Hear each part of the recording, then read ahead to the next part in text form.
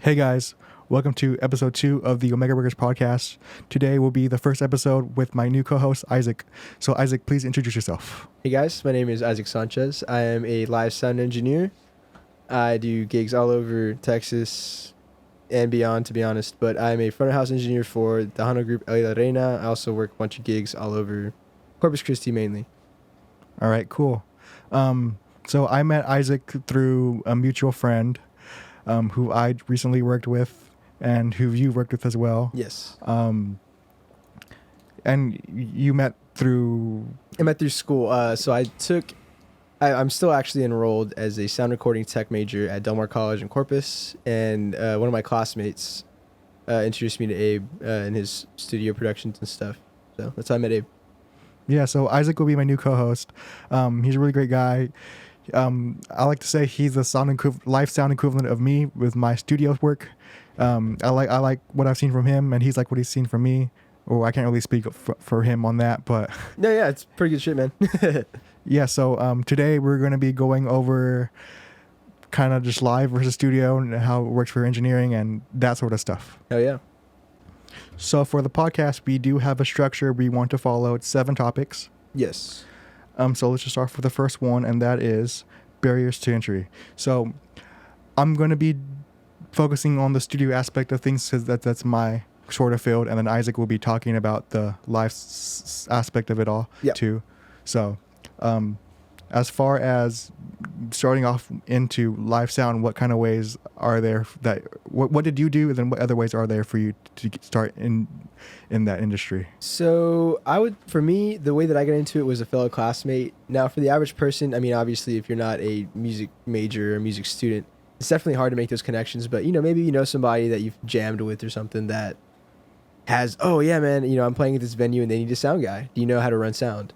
That would be one way to get into it. But really, I got into it through a classmate, and I started volunteering at church. That's one of the most common ways to start, is church sound, because they always need people. They run services all the time, and it's consistent in terms of you can use the same gear and kind of figure out, okay, what is a compressor? What is an EQ? What am I doing here? So that's one of the most common ways to get into it. But from there, I started working at this church gig where, I would mix, once, twice a week. And I kind of just learned the basics of, okay, this is how I use a console.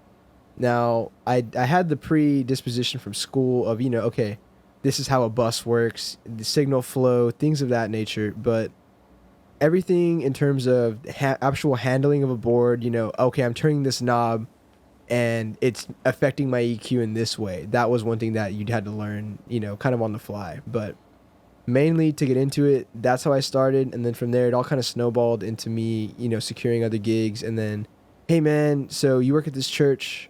Do you think you can run sound at this venue? It's like, yeah, I can probably figure it out. I've ran church sound for a while. So I probably did church sound for about 6 to 8 months before I got my first venue gig. Then from there, for the venue gigs, it all kind of snowballed because, there really isn't a lot of sound guys. And, there are a lot of sound guys, but sound guys that know their stuff that can really, make or break a show. So that's how I really got into it. It's all kind of snowballed down the line of where, you get one gig, you meet this one guy who, oh yeah, man, I am the owner of this live sound company. Would you like to work for me? Because I need guys that know their stuff, that have experience. Yeah. So experience is a big thing. Church is a great way to gain some really fast experience for free. The problem is with church gigs, you're not going to get paid most of the time because church gigs, they mainly have volunteers that run sound. So it's kind of like, well, why am I going to pay you? Even if you're better at sound, when I can get somebody that can, get the job done for free. That's kind of what the deal is sometimes. But hey, man, I've gotten some really good church gigs where they pay well. So hey, it's all about, your situation, your area. And really everybody has their own route that they take in getting into live sound. So what would you say for studio? How did you get into studio? There are multiple ways. It's more of which one's more comfortable for you. So for me, I kind of started just figuring it out on my own when I would get out of school when I was in high school. For most people that I've met recently, it would be that sort of same thing where they would come back from school or work and just mess around and not really have a good understanding of what they're doing, but kind of figure it out by trial and error. And for other people, it's like education, school, YouTube, Yeah. that sort of thing, which is more common nowadays for most people. But I've been seeing more and more people just do it on their own rather than go to school or anything like Yeah, that. any formal training. I mean, I got into it like that, where for me, my first starting point with music in general was being a studio engineer. And it was like, you can call it studio engineer, but really I was just bringing in crappy SoundCloud rappers into my closet to record on my Scarlett with like a really crappy condenser. But, Yeah. I learned most of my stuff about that on YouTube because I was like, well, what even is a driver, a sound driver. So boom, I had to download Scarlett drivers to get my computer to run a Scarlett. So YouTube helped me with that, and then just looking up tutorials and stuff was how I got into studio stuff. But really, I mean, like I said, I feel like everyone has their own little niche and their own little path as to how they get into their sound career. Yeah, well, with the studio thing, it's also, and I'm pretty sure with live it's this way too, but there's also that community of people you could reach out to either on Reddit forums, Facebook forums, or any type of anything like that. Yes, 100%. So it really you could, there's really no barriers to entry other than, I would say, just putting in the time. Yeah, your own drive, really. I feel like if you're interested in it, you have the drive. You definitely can just find a way to learn. Either I'm gonna do it my own way with no formal training, or reaching out to the community online. Yeah, so like I mentioned barriers to entry. That's another topic we just segued into, which is really good. I'm getting good at this hosting thing. Yeah. Yeah. So that's another topic we want to talk about, because there are some barriers to entry. Like I know I just said that there aren't really any, but time is a major one, and that's sort of something that most people overlook. Yes. And think they could just learn from a YouTube tutorial. So have you encountered anything that you've learned or kind of saw that was kind of like a myth that you've encountered that wasn't, or to be something that you disproved that you learned over the internet? Yes, 100%. I mean, I think one of the things that was weird that like on YouTube for live sound stuff, there's a lot of worship stuff. So like church people that are posting YouTube videos on how to run live sound. So obviously when you're talking about, let's say at a church, you've got a piano and 5 vocalists, sound is not going to run the same when you have a full drum kit with a punk band, mixing is not going to be the same, and monitors and things of that nature are going to be completely different, especially, oh yeah, let me show you how to ring out a vocal mic. Okay, well, if you're on a 8-channel Behringer mixer with a hardware graphic, it's obviously going to be, a lot different than if you're on a digital board with a digital, graphic EQ. Everything is different in terms of, oh yeah, this is the way to do it. There's really no set way to do anything in terms of live because it's so different situation to situation, place to place. Yeah. What would you say with studio? Like what's something that you disproved in studio that you've learned online? There have been a ton of things. So it's just been, and it's, like I said, it's been a matter of having the time to try to figure it out on your own. For me, once I was getting to where I'm at now, I kept hearing people talk about gain staging, and gain staging is important. And I realized after talking to people that have been in industry for a while and that have been on digital platforms, that gain staging with the digital with the digital interface or on a computer is completely different than it would be if you're tracking on a console. And with that is that with digital there's an unlimited headroom. So the only headroom that you need to account for is on your converters. Yeah. And after that you could just normalize. So I used to worry about gain staging. I would have to set my faders to 0 and, make sure I get everything coming in at a good level and making sure it sounds like a mix on the way in before I start messing with stuff. Yeah. And then I realized I wasn't getting enough signal through on, say, this vocal mic or this guitar mic. So I just kind of spent the time, and I track everything now at -6 dB, which gives you enough headroom on the conversion. So that way nothing clips, but also I get the best gain signal on the track as possible. And so I would say gain staging doesn't matter if you're tracking all digital through like just like what you have as a Scarlett. Yeah. Or only time I would say gain staging matters is if you're tracking through a full analog signal flow. So like a preamp to a compressor or a de-esser, a gate kind of thing. So I would say most people starting out kind of have that weird, would spend the time, and they could be focusing that time on other things like we've been talking about, learning how a compressor works, like with you, or Yeah. anything like that, The or basics. Yeah. yeah. So that's one of those things that's I kind of wasted time on, and I could have perfected my craft if I had spent that time somewhere else. Yeah. Use your time in a different manner. I feel that one in terms of just, I don't know, trying to focus on, okay, at this point, is gain staging more important than me learning how to send something to a signal flow deal, where it can be, for me in live, like let's say, setting monitors where, okay, well, if I don't know how to send something on a bus to send it to a monitor, how am I going to focus on my gain staging or something very minute and specific within live sound, as opposed to, hey man, my guitarist can't hear his guitar in the wedge. He's got to hear himself. So, definitely focus on the basics and build up from there. But yeah, definitely, investing your time in the right areas is a very, very crucial thing in seeing success fast, as opposed to, years and years of experience. But another thing I've seen relating to that is when people start off with mixing, I see them copy settings off of YouTube tutorials, like say from like a Nolly tutorial, they would copy the exact settings, have the exact same plugins that he has, and their mixes are okay, or might be, at the very worst, bad sounding, but just copying something from your favorite mix engineer or your favorite producer is kind of another way I see people waste their time a lot. And that's not to say that these people have bad techniques. It's just that mixing is more, I would say, in the studio, it's more of a catering to the song type of deal, and not really a art form in itself. It's not when people start out to mix, I notice they try mixing for other mix engineers and not for the song. yeah, 100%.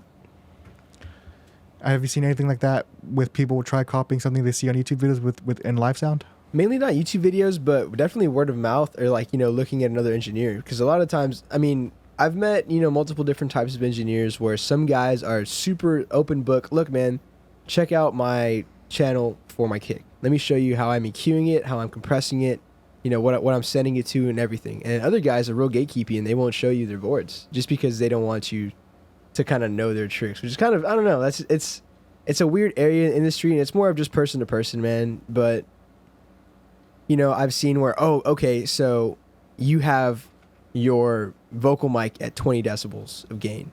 I need to put my vocal mic at 20 decibels of gain. Really, it depends on the mic, obviously, in different situations, but I can tell you right now, if you have a wireless microphone and the wireless microphone has a preamp, right, and that preamp is cranked, and you have 20 decibels of gain coming from your board's preamp, it's gonna be feeding back off rip with no signal coming through just because it's too much gain. Yeah. So, the predisposition of, oh, this guy has 20 decibels of gain, I need 20 decibels of gain, is absolutely false. Everything is done on the fly, situation. Just like you're saying, every mix caters to the song. Yeah, every mix that you have as an engineer and everything that you are running, controlling through your board has to fit what you're going for with your final mix, with the band, and with what's going on. Obviously with country, you're not going to try to compress your kick and make it sound like a, Foo Fighters drum kit. Yeah. It's not going to fit, it doesn't fit the genre of music and what you're going for. So you got to play everything by ear, man. It's just that literally how it is, you got to play by ear. And I guess with that example you just gave,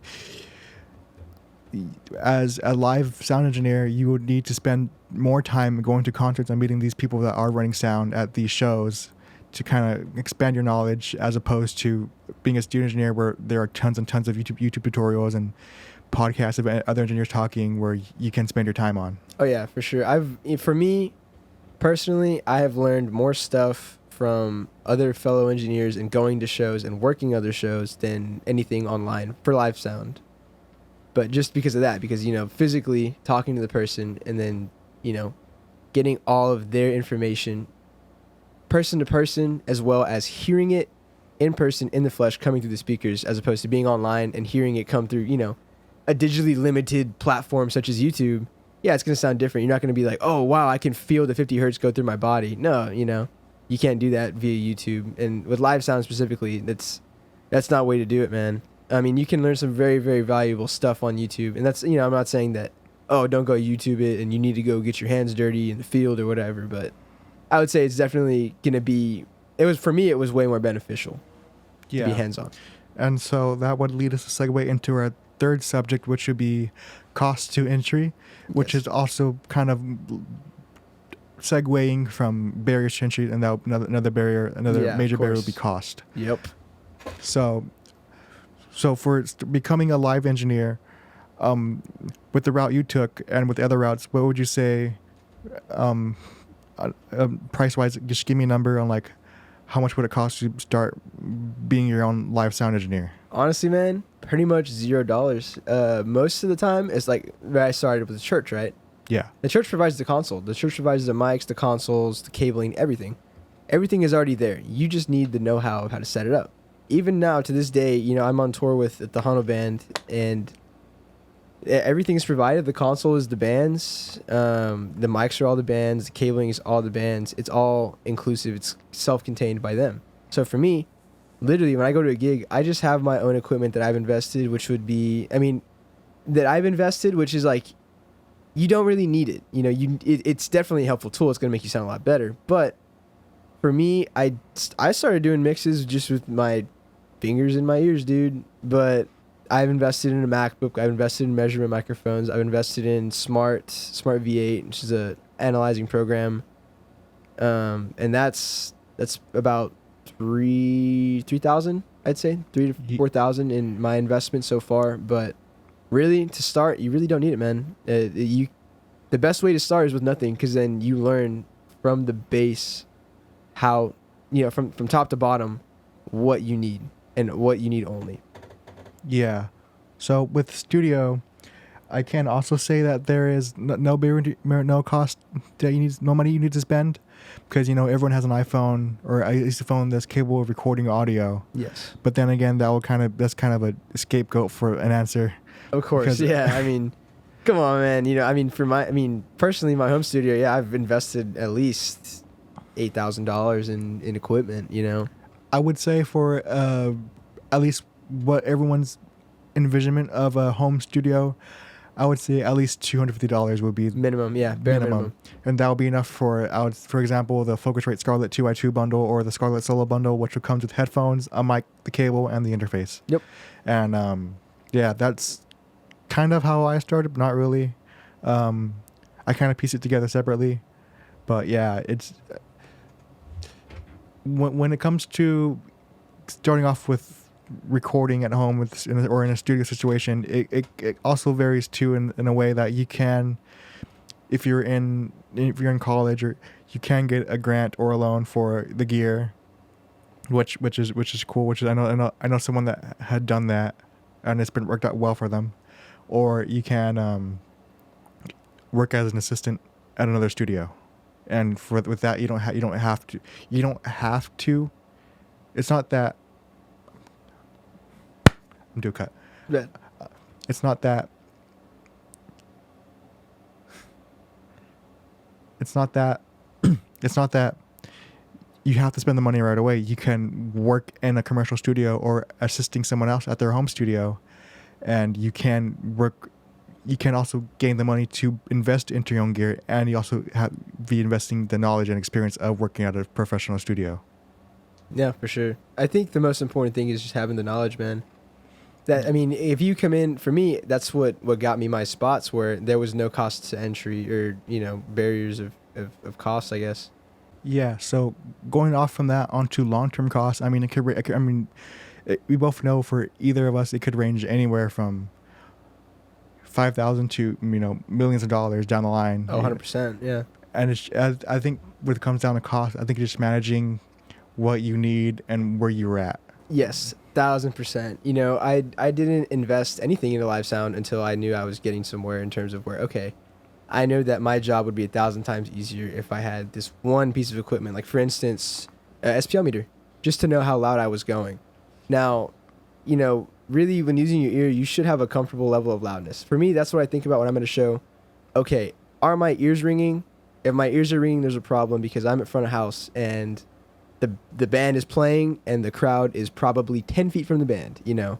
So if my ears are ringing, their ears are for sure ringing, you know. So definitely keep that in mind. But, you know, an SPL meter is like $20. It's not like a huge investment in cost or anything.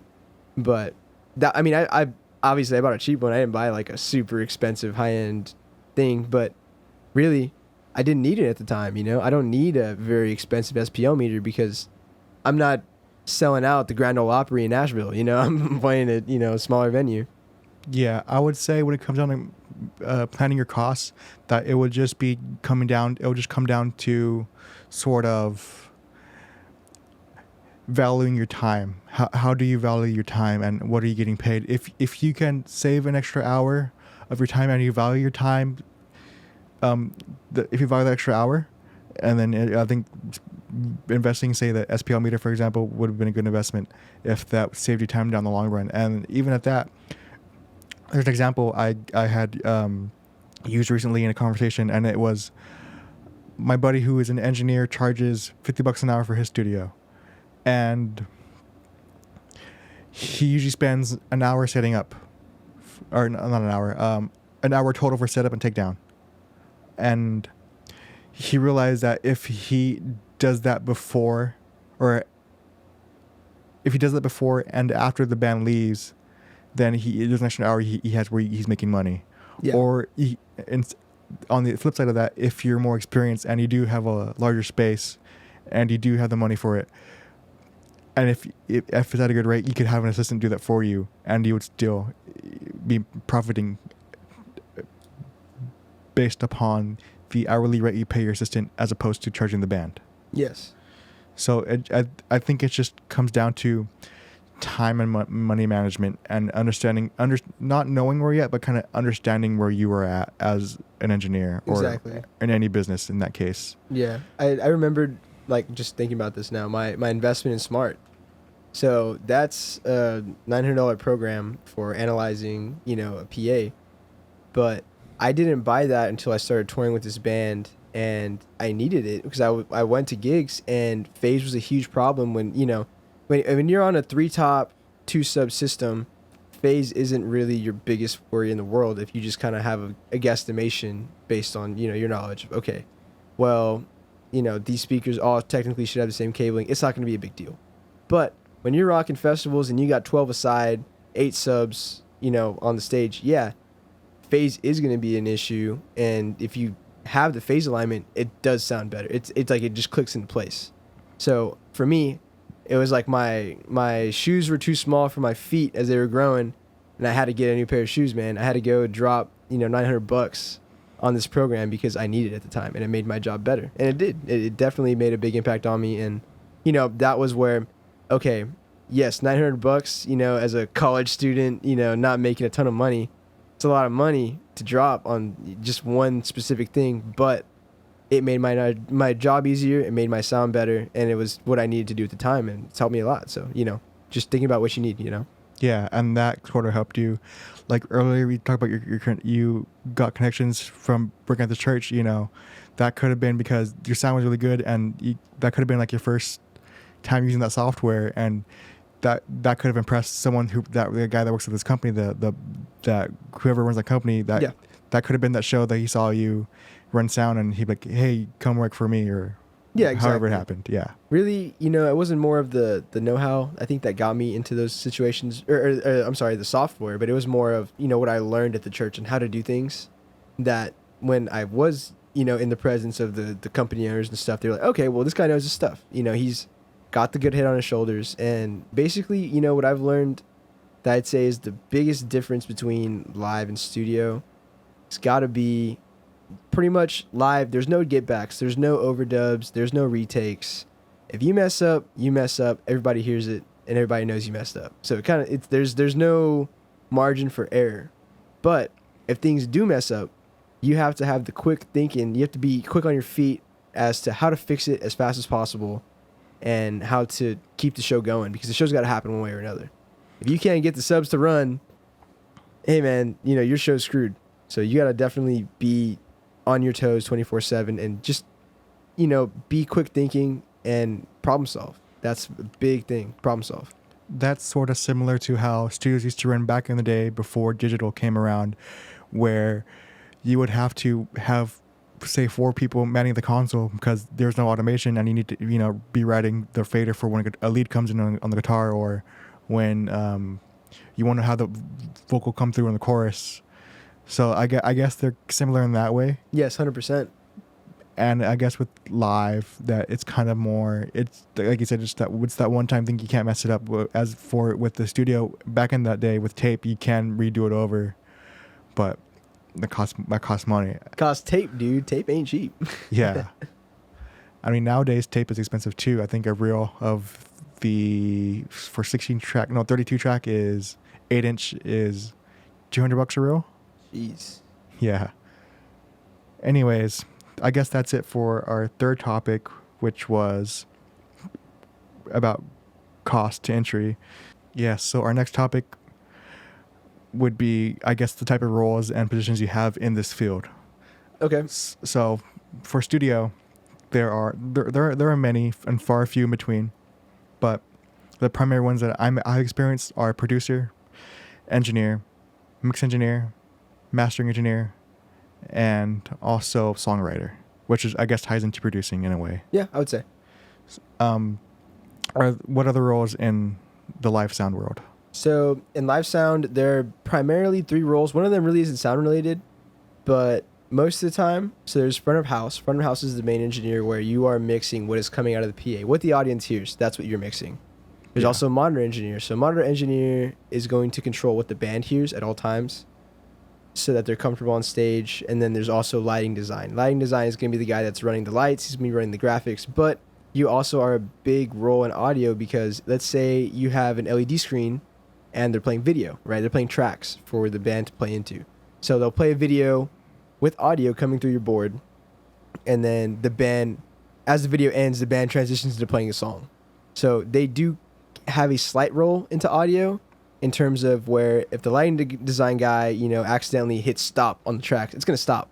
It's going to throw the whole show off. But the 3 main roles are going to be front of house, monitor, and I would say pretty much those 2 are really important for audio. But I guess lighting design does kind of play as well. Well, aren't there more roles, such as maybe there's a guy who's mixing just for a TV broadcast or for the live record? Oh yeah, that's true. There are broadcast engineers as well, so that would be another role. That's a big deal in churches, actually. So when a church does a Sunday service and they stream it on a service platform or on TV, there's usually a control room where another engineer is mixing what goes to the broadcast on headphones, just to ensure that the mix comes through nicely. And let's say in live in the actual church, the audio might be clean and the signal might be good. Everyone in the church can hear what the pastor's saying, but on the live stream, he might be coming in too low. No one can hear what he's saying. Yeah. So that is where, that engineer would come into play. So yeah, that's another one I did miss. You're right. That broadcast engineer has interested me in the sense that it's initially I thought that they would just take the 2 mix from the front of house, but then as I started learning more about front of house and running sound, that there's also those more kind of, I guess they would be radio waves and broadcast waves that you have to kind of compensate for in the audio spectrum of things. Yep. So yeah, I mean, so producing, start off with that one. That's just for most people to explain it to most people. That would just be the guy that directs the band in the right direction, or it kind of helps the band get to the next step. Would you agree with that? Is there anything like that in live sound? Somewhat. So you definitely have that role as an engineer where you can say, for me, one of the biggest things is drums. So in live sound, drums is a huge deal just coming from the source. So you can tell, your drummer, hey man, I think your snare's tuned a little too low for the song. So that little bit of input would, drive the band into that direction of, okay, maybe I should retune my drums or whatever. But really, as a live sound engineer, you have that role and you can assume that role. But for me, I kind of just keep my nose out of it and I let the band do their thing, because I feel like it's their show. You're Your job should be to assist them and not really critique them. But the thing is, if it affects your role as an engineer, then yeah, you should critique them. So then it's kind of directing the sound and the quality, not the quality, but kind of the source. That's feel, what I think about the it. feel, The source. Yeah. the feel of the. Because as an engineer, you're processing the raw sound of the drum, right? So if the snare is tuned really high, right, and you want to get more low end out of your snare, it's going to be really, it's just going to sound different to artificially EQ it and add it and try to make it sound like that, as opposed to going up to the mic and either getting more proximity effect out of it or affecting the tuning of the drum. You know, just things like that will totally affect it. Or another example would be your guitar cab. You know, you have the distance of your microphone from the cab is going to affect the frequencies that are coming through your mic. So, you know, if you want it to sound a little thinner, you want more highs coming through, you put your mic a little farther away. You know, just the little tweaks that you can do as an engineer to affect the source coming into your board. Yeah. A quick side note. This topic might have inferred that we be talking about, you know, kind of like miking techniques or that kind of thing. Yes. But I think it's gone to a point with technology and, you know, the quality of musicians nowadays that are performing at such high levels that something like such a stage noise and mic bleed is not as big of an issue as it used to be for both live and in the studio, because with live, you know, there's digital amps and modelers, that kind of thing, that could take that stage noise off. And even amp heads nowadays have a built-in cab impulse for live sound engineers to use. And even for the studio, there's ISO booth, there's you load box with an amp head or any sort of way. So this is not really kind of that sort of conversation. It's more of working in the space and kind of what the differences are, not really kind of the specifics. Yeah, for sure. If you're going down the rabbit hole of microphones, dude, yeah. But yeah, and also next up with that would be the engineer. So I guess that also would be the front of house guy, and that would be the guy who's sourcing the tones, placing the mics, kind of just choosing what.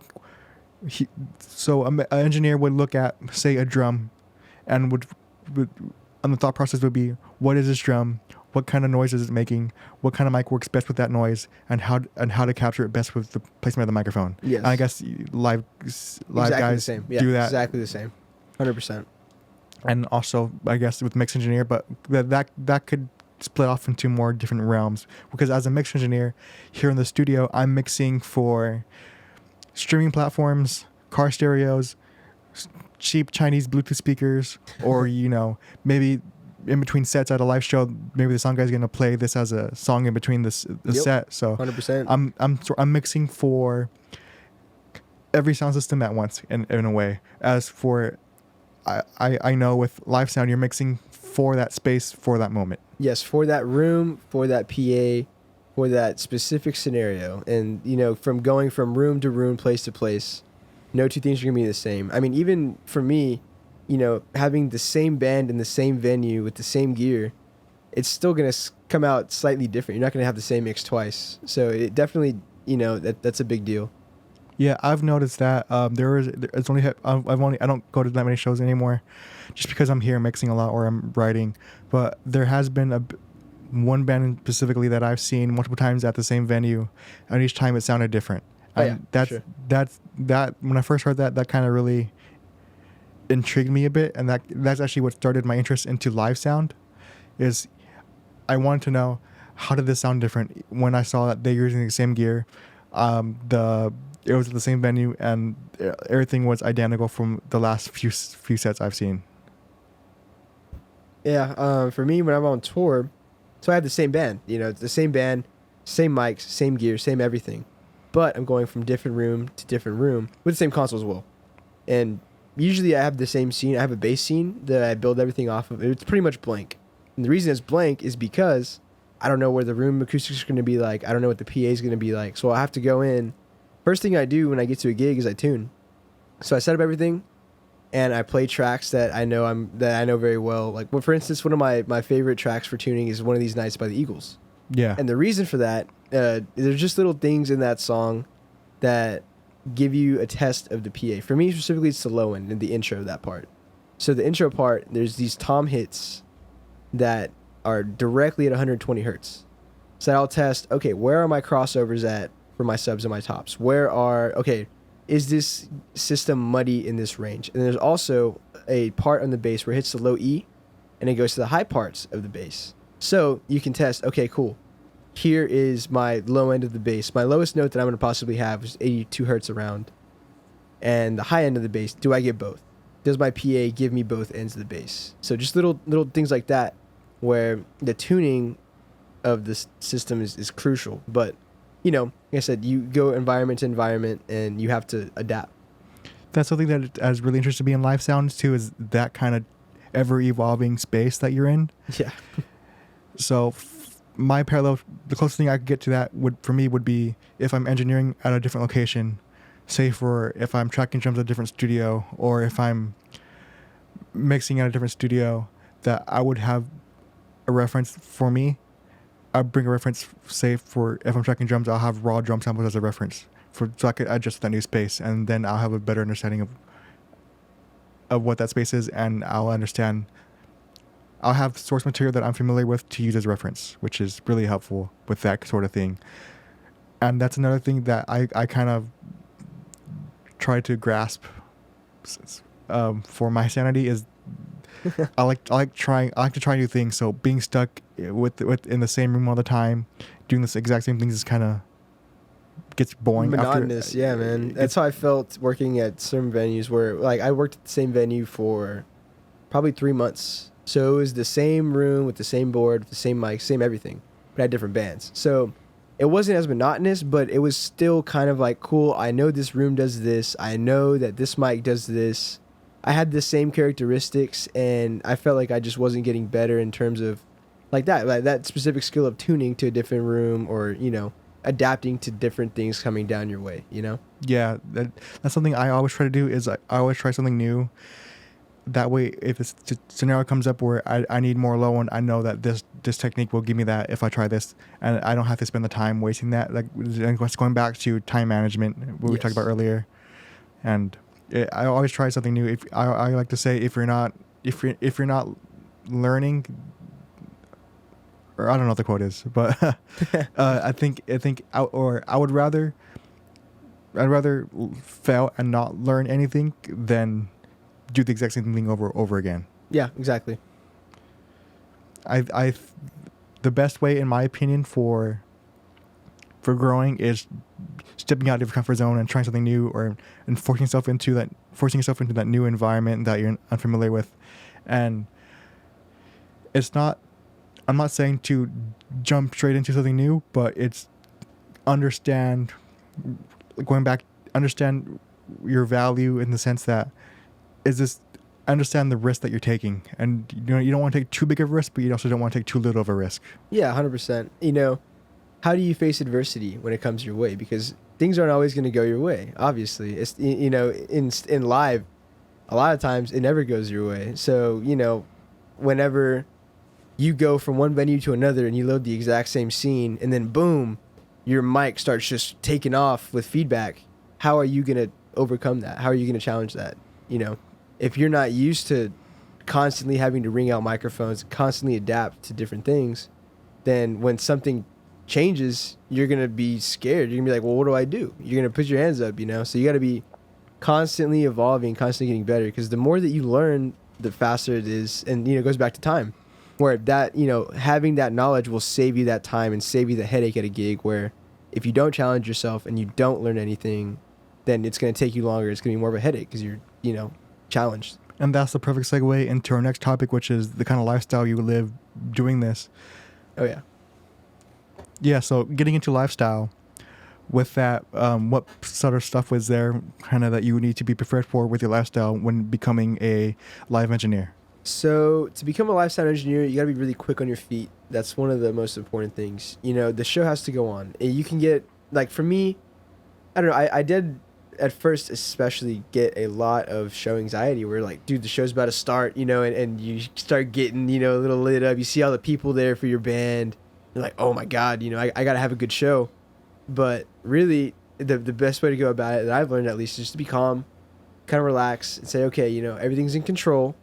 Because at the end of the day, if something goes out of control, you got to fix it as fast as humanly possible and with a good head on your shoulders. So I would say being in a good mentality and being quick on your feet is one of the most important mindsets.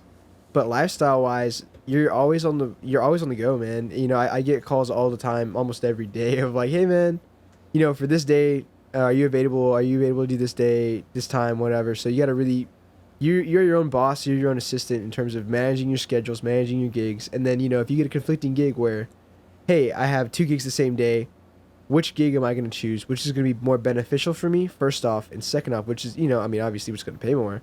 But, you have to manage yourself with your time, with your money, and with your mindset. Those are probably the 3 most important things that come into play as a live sound engineer with your lifestyle, with your mentality. Well, I guess sort of the alternative to that would be if you're just running sound locally at your local venue. Like with your situation, I don't know, it must be hard to have like a normal job. Kind of with that. I do this full time. Yeah. So I guess if you're just doing it locally at your venue every night, I guess you can also have a 9 to 5. Oh, for sure. Yeah, I did that for a while, and it was difficult, but it was definitely possible. But at the end of the day, when you do the show, for me, what my mindset was, okay, well, why am I here working at this job when I have this other job that I'm passionate about? I enjoy music. I mean, obviously, you have to have a love for music to do this career. Yeah. So it was more of like, well, going back to how you invest your time. If I would invest my 9 to 5 time into researching and, getting more knowledge to engineering, then I can better myself as an engineer than, stocking shelves and making money, Yeah, I guess kind of the way to look at it for me was, if you could be making more money doing a 9 to 5, but if doing a job like engineering makes you happier and that barely gives you enough to have a roof over your head, food to eat, and a place to sleep, then ultimately doing what makes you happier ultimately would be the better choice to make, as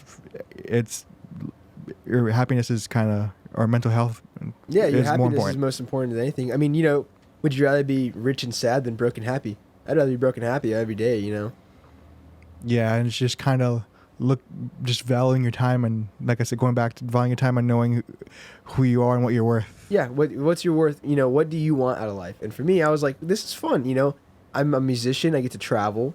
I still consider myself a musician, even though you're a sound engineer, because you have your own sound that you bring to the table with every gig you do. Yeah, I guess in the studio it's kind of similar to that, where you would conform to other people's schedules, or if they were more lower end clientele in a way, or they have normal jobs. Yeah, you have to conform to their 9 to 5, their work schedule. What days are they off? What members are off? What member do you need for this track? What member, the guitars might be free, but guitars are done. So but we still need to check vocals. So when's the vocalist off from work? Yeah, exactly. That sort of thing. Or or in cases where the band is on a label and they do have the freedom of their time, I'm just trying to work with the band on the scheduling. Is kind of one of those odd things where it could affect the whole time you're working with them. Yeah, I have a question for you. So have you ever had a band that's on a label where they're also doing shows, where shows impact your studio time? Has that ever happened to you? Not that I can think of. Not off the top of my head. There has been situations where bands have been writing as we're recording, which kind of affected the recording. The workflow, yeah, of course. Because it'll be this thing where we would need to go back and kind of implement this sort of theme into the other songs. Yes. Kind of thing, but it wouldn't be anything. It wouldn't be major enough to where it affected me or the band financially or any other way. Yeah, of course. I know for me, I guess going off on that of studio and live drawing time away from the bands. I know with the band I tour with, it's really hard for them to. They're always doing something, either studio or live. Yeah. Because if they're not doing a show, they're in the studio trying to record for the next album. And it's a lot of, even when they're not playing, they're still playing. Even when they're not playing live, they're still playing in the studio. And still trying to generate ideas. And I mean, to me, I'm like, man, that's a lot, That's a lot of stuff for a band to do. I think it just depends on the bands and how capable they are of knowing their parts of the songs and being able to transfer you know, because playing in the studio and live are kind of different things. There's also there's the mental aspect of it, which would be, you know, you're playing in front of a crowd, and there's a studio aspect of it where you can redo a take if you mess up, or there's also things like the weather could affect, you know, you playing at a show that could affect outdoor it. venues, yeah. But you know, like you're saying, conveying the energy from studio to live is also a big deal because, you know, I think about that with the band. How I'm saying they go from live to studio all the time. They're always on the move. You know, maybe they don't feel like doing a show. It's been their third show of the week. They're tired, Yeah. you know, but they still, you know, you got to think about the person in the crowd. This is their first time seeing you. You know, they want to have a good show. You want to convey that energy to that person so they come see you again, you know? Yeah, off-topic question. So when you see a band live, do you prefer, like, say for instance, like a guitar solo? Would you want it to be identical from off the record, or wouldn't mind them doing something improv right there in front of you on the show? You know, honestly, I've had that happen a lot where guys will just start improvising. Especially, I notice it when a band is doing a cover, and I feel like it's not. I wouldn't say it's more beneficial, but it's definitely different, but in its own aspect of, you know, if some band is doing a cover and they run their own solo as opposed to the studio album, you know, track. But I feel like that's a good way for a cover band or, you know, a band in general, instrumentalists, just to show their skill in a different aspect as displayed in the studio record. What if it was a band that is playing their own material and they'd say they do have a solo that's well known as a part of being the song? Well, I don't know. I mean, I guess it's just how you all take it in. I wouldn't be mad at it. I don't know. I mean, if it's a fire solo and it's different from the studio album, I'd be like, well, hell yeah, man, you just totally ripped a crazy solo. But, you know, it's kind of like if you're expecting something and you don't get it, you're kind of like, well, damn, that kind of sucks. I really liked this part of the song. That's kind of my take on it. Is like it's kind of if you know the band and you've heard them before and you're kind of expecting it, and then you're having that something kind of, the way I look at it is like with movies. Like if you're watching a movie and you know you're watching a movie, the movie's not doing a good job. So if something's if something happens unexpectedly in a show, then it kind of takes you out of that kind of it environment. takes you out of the illusion of the studio record that you have in your head. You know, when you hear in Hotel California, you want to hear the Hotel California solo to the T because it's an iconic solo, you know? But if they start improvising and doing other things, it kind of draws you away from what you have in your head and the idea you have of that song or of that band, you know? Yeah, that's kind of something I've been thinking about recently, which is kind of the whole live aspect, and going on also with guitar solos too, is like, what is a guitar solo? And I've been trying to figure out what that is as I've been working with some people recently as like on their music, which is trying to explain what a guitar solo is in the best way possible to where it's understandable, more people can understand it in a way that makes sense. Yeah, for sure. I mean, you know, there's different types of solos too, because there's also like I call it a call and answer, where it's like a vocalist will say a line, a phrase, and then a guitar will have a little quick lick. Yeah. So for me as an engineer, I'm always, you know, ready for those moments because those call and answers are really crucial to the song. It's telling the story, you know. It's conveying the energy from the vocal to the guitar being the leading element and then back to the vocal when, you know, a split second. So those are, I wouldn't consider that a solo, but that's one very important part of a show that you have to keep in mind, where the call and answer it's like it draws the audience to a different part of the show that they weren't already focused on, you know? To me, a solo is a traditional type of guitar solo would be a guitarist giving their own extension of the lyrical composition. Yeah, I can see that for sure. Kind of like extending what the vocalist is saying, but instrumentally. Yeah, in a way. That's what it is, and it's showing you, you know, maybe the vocalist is singing in this scale, right? And they're just sticking between these pitches. But what if we explore this other pitch that can lead you to another chord that can change the entire chord progression of the entire song, which is used a lot to make transitions within songs, but things like that, you know, I guess it kind of explores the mind of explores your curiosity, I guess, you know? I don't know. Yeah. So with lifestyle, is there any aspects you want to go over that are kind of important for being a live engineer as far as physical, mental, or anything along those lines? 1000%. So physically, your job as an engineer, first off, especially on the lower end, you're going to have to do load-outs, load-ins, load-outs. And those are physical, man. You know, for me, when I'm on tour, we get to a venue at, you know, whatever set time. Let's say it's 8 in the morning. your work is going to begin. Your actual mixing is probably not going to start till 10 to 11 in the morning.